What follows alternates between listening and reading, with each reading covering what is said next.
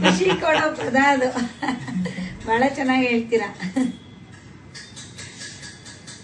ನೀವು ಕೇಳಿದ ಪ್ರಶ್ನೆಗೆ ನೀವು ಮ್ಯಾಥ್ಸ್ ಟೀಚರ್ಸ್ ಆಗಿದ್ದೀರಿ, ನೀವು ಮ್ಯಾಥ್ಸ್ ಅಲ್ಲೇ ಉತ್ತರ ಕೊಡ್ಲಾ?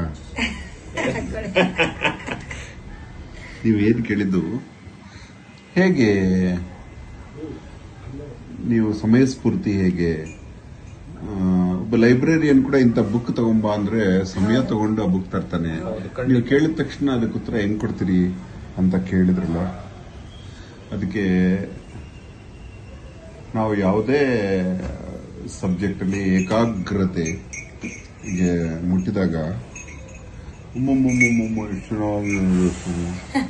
ಏಕಾಗ್ರತೆಗೆ ಹೋದಾಗ, ಆಳಕ್ಕೆ ಹೋದಾಗ, ಅರಿವಿನ ಆಳಕ್ಕೆ ಹೋದಾಗ ಶೂನ್ಯ ಮುಟ್ತೀವಿ. ಭೂಗರ್ಭದಲ್ಲಿ ಗುರುತ್ವಾಕರ್ಷಣೆಯ ಶೂನ್ಯ ಬಿಂದು ಇದೆ. ಅಲ್ಲಿಗೆ ಹೋದಾಗ ಎಲ್ಲವೂ ಶೂನ್ಯವಾಗಿ ಕಾಣುತ್ತೆ. ಭೂಮಿನೇ ಒಂದು ಚಿಕ್ಕ ಕಣವಾಗಿ ಕಾಣುತ್ತೆ. ಮ್ಯಾಥ್ಸ್ ಅಲ್ಲಿ ಒಂದು ಟಫ್ ಡೆಫಿನೇಷನ್ ಇದೆ. ಅದೇ ನನಗೆ ಅಧ್ಯಾತ್ಮದ ಅರಿವು ಮೂಡಿಸ್ತು.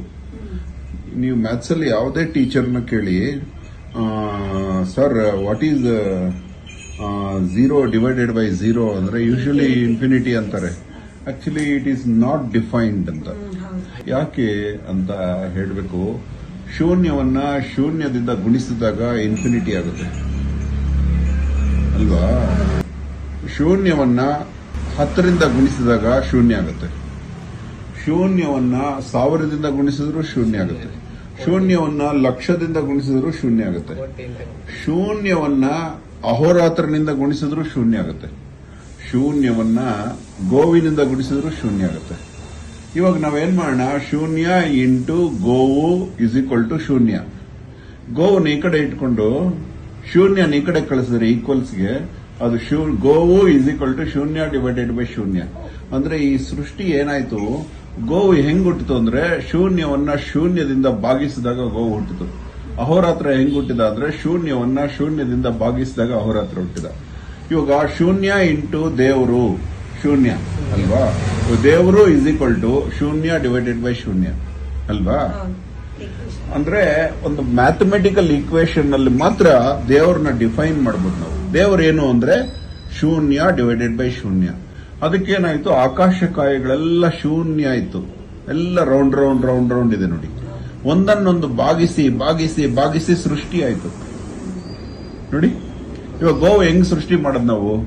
ಶೂನ್ಯವನ್ನ ಶೂನ್ಯದಿಂದ ಭಾಗಿಸಿದ್ರೆ ಗೋವು ಹುಟ್ಟತ್ತೆ, ಜೇನು ಹುಳ ಹುಟ್ಟತ್ತೆ, ರೋಸಾ ಹೂವು ಹುಟ್ಟತ್ತೆ, ಗಿಡ ಹುಟ್ಟತ್ತೆ, ಮರ ಹುಟ್ಟತ್ತೆ, ಸರ್ವಭೂತಗಳು ಹುಟ್ಟತ್ತೆ. ಅದನ್ನ ಡೆಫಿನೇಷನ್ ಮ್ಯಾಥ್ಸ್ ಅಲ್ಲಿ ಮಾತ್ರ ದೇವ್ರನ್ನ ಕಂಡುಹಿಡಿಯಕ್ ಸಾಧ್ಯ. ನಾವು ಬೇರೆ ಯಾವ ಭಾಷೆ, ಲ್ಯಾಂಗ್ವೇಜ್, ಯಾವ ಸೈನ್ಸು ಯಾವುದ್ರಿಂದಾನು ದೇವ್ರನ್ನ ಕಂಡುಹಿಡಿಯಕ್ಕಾಗಲ್ಲ. ಮ್ಯಾಥ್ಸ್ ಅಲ್ಲಿ ಮಾತ್ರ ದೇವರಿಗೆ ಪ್ಯೂರ್ ಡೆಫಿನೇಷನ್ ಸಿಕ್ಬಿಡ್ತು ನಂಗೆ. ನೀವತ್ತು ಮ್ಯಾಥ್ಸ್ ಟೀಚರ್ಸ್ ಬಂದಿರೋದು ನಂಗೆ ತುಂಬಾ ಸಂತೋಷ ಆಯ್ತು. ನಿಮ್ಮ ಹೆಸರೇನಮ್ಮ? ಉಷಾ.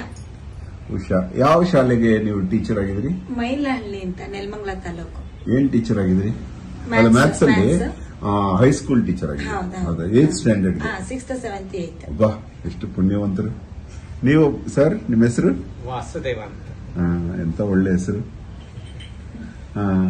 ಉಷಾ ವಾಸುದೇವ.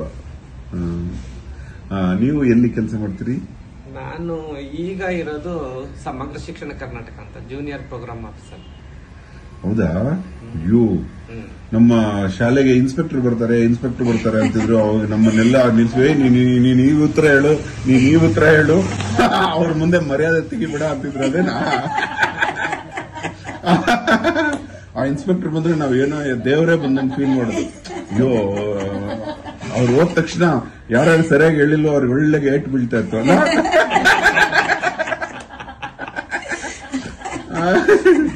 ನೀವು ಅದೇ ಇನ್ಸ್ಪೆಕ್ಟರಾ? ಇನ್ಸ್ಪೆಕ್ಟರ್ ಅಲ್ಲ ನಾನು, ಅದೇ ಕೇಳ್ರಷ್ಟೇ ನಾವು. ಒಳ್ಳೇದಾಯ್ತು. ಶೂನ್ಯದಿಂದ ದೇವರು, ಅದಕ್ಕೆ ಶೂನ್ಯವನ್ನ ದೇವರು ಅಂತ ಕರೆದ್ರು. ಗಾಡಲ್ ಕೂಡ GOD, ಓ ಶೂನ್ಯವಾಗಿದೆ ನೋಡಿ. ತುಂಬಾ ಅದ್ಭುತ. ಒಳ್ಳೇದಾಗ್ಲಿ. ಶೂನ್ಯದಿಂದ ದೇವರ ಬಗ್ಗೆ ಅರಿತೆ. ಧನ್ಯವಾದ. ಅಹೋರಾತ್ರ.